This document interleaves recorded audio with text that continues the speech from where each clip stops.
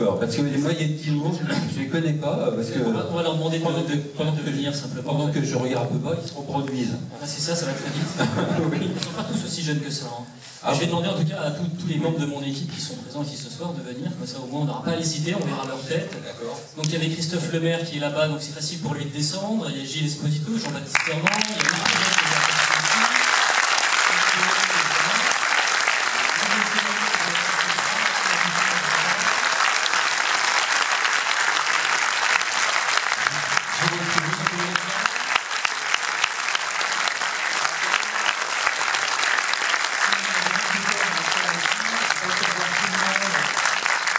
S'il vous plaît, les films muets de Buster Keaton, parce que personne ne l'a jamais vu sourire, n'est-ce pas? Voilà. L'équipe, elle est presque au bout. Alors, je vous présente Bruno. Les gars, j'aurai un peu de retard, mais pas plus d'une ou deux heures. Professeur.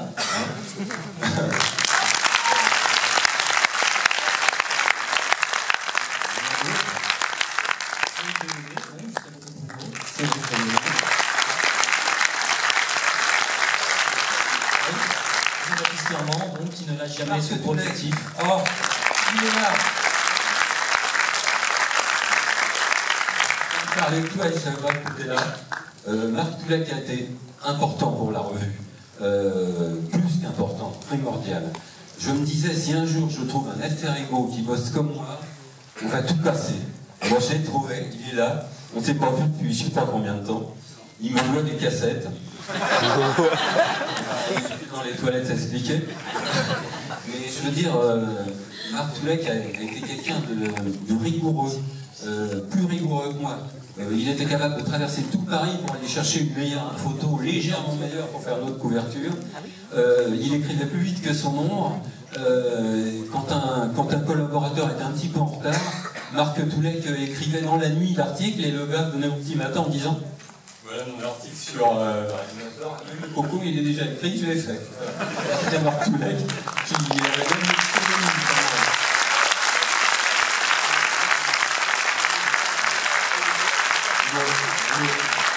la grande époque, c'était quand même quand on était avec Didier Alouche, avec Vincent Guilbert.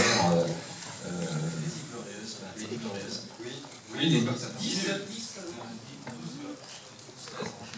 Écoute, tu m'as apporté ton premier texte qui devait être Goût Holocauste. Tu avais 20 ans. Tu avais 20 ans et... Non, à l'époque, tu avais 20 ans quand tu as amené ton premier texte Goût Holocauste. Tu as dû passer dans le 20 ans, quelque chose comme ça. Et puis, à l'époque, on avait créé un service Minitel.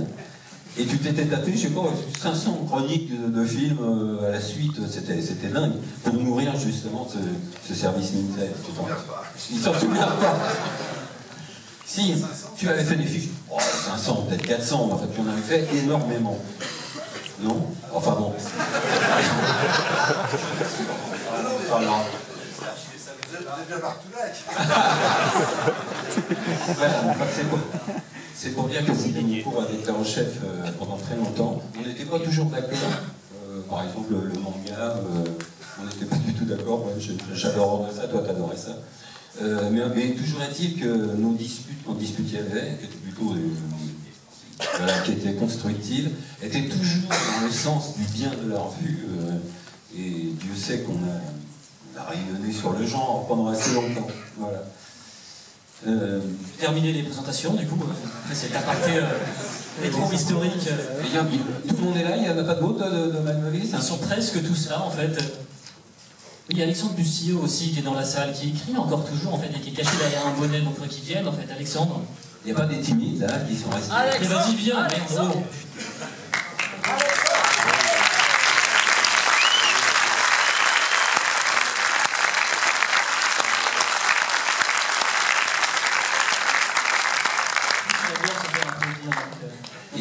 Maintenant qu'il a embrassé une carrière de cinéaste, il adore ça.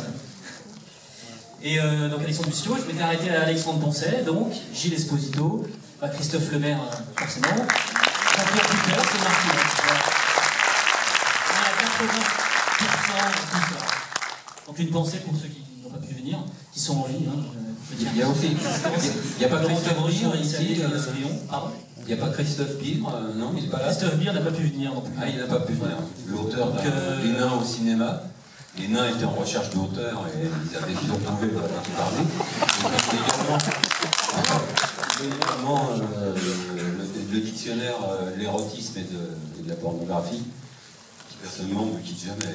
Là, j'ai une copine, je n'ai pas besoin sur scène, mais c'est un grand livre, un gros livre, un beau livre. Voilà. Donc ils sont tous là, et maintenant il faut aussi rendre à César ce qui appartient à César. Je vais appeler Gérard Cohen, qui est le vrai grand chef en fait, et qui nous dirige tous. Gérard,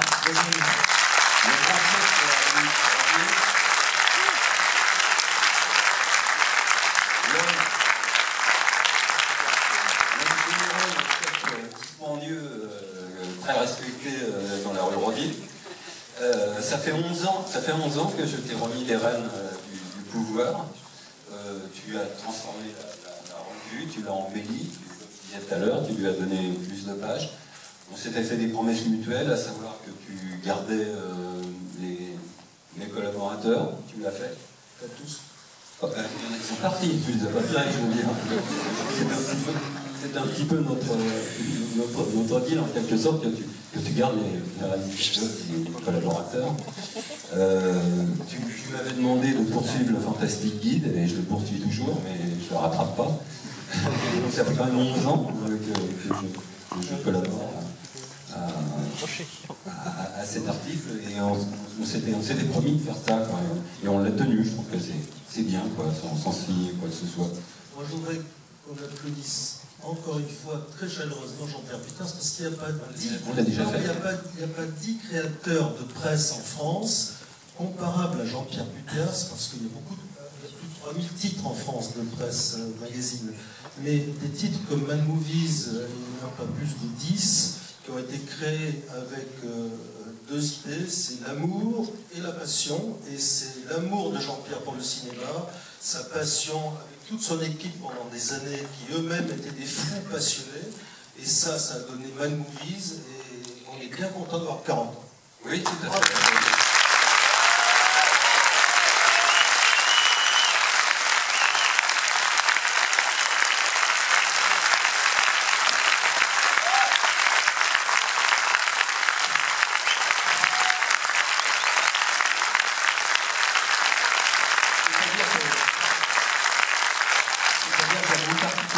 C'est que j'étais seul de toute la presse française, mais vraiment le seul, avec mon nom personnel. Si bien qu'à un moment, au NMPP, ça m'a fait des problèmes, parce que la fille qui s'occupait de mon titre me disait, mais tout le monde est en société de presse, ça n'existe pas, une publication Jean-Pierre Peters. Alors j'ai dit, bah, écoutez, mettez Movies 2000. Alors donc, tout mon courrier arrivait, Société Movies 2000, etc. Et j'ai jamais osé lui dire qu'à Movies 2000, j'étais également en nom personnel. C'était vraiment la particularité de Movies de prendre tous les risques. Et on a gagné la bataille. Donc je ne vais pas être trop long, parce qu'on attend tous de voir le premier film aussi. Et merci en même temps qu'à Jean-Pierre, qui a donc mis son âme dans ce magazine. Merci à toute l'équipe qui aujourd'hui est entraînée par Fausto Casulo, continue, perpétue cette merveilleuse aventure, et j'espère qu'elle se développera sur de nouveaux médias. C'est déjà fait d'ailleurs, on est sur Internet, on sera un jour sur les smartphones peut-être, de façon à ce qu'on soit partout avec la même passion. Merci à vous en tout cas qui soutenez cette passion.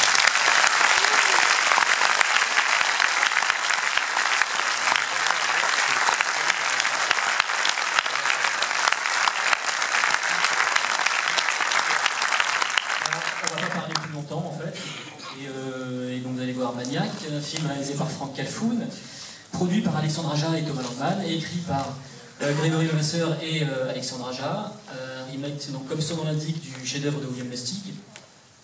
Et je pense que vous allez en prendre plein la tête dans votre projection, et puis à tout à l'heure.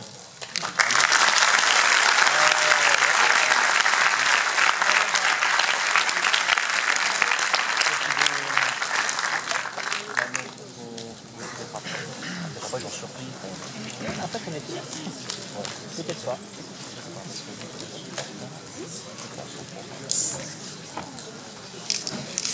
les canettes. Je te l'avais dit.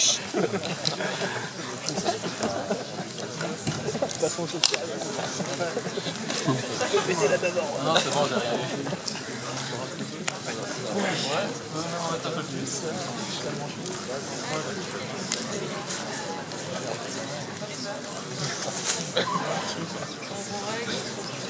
La crème! La crème, s'il vous plaît.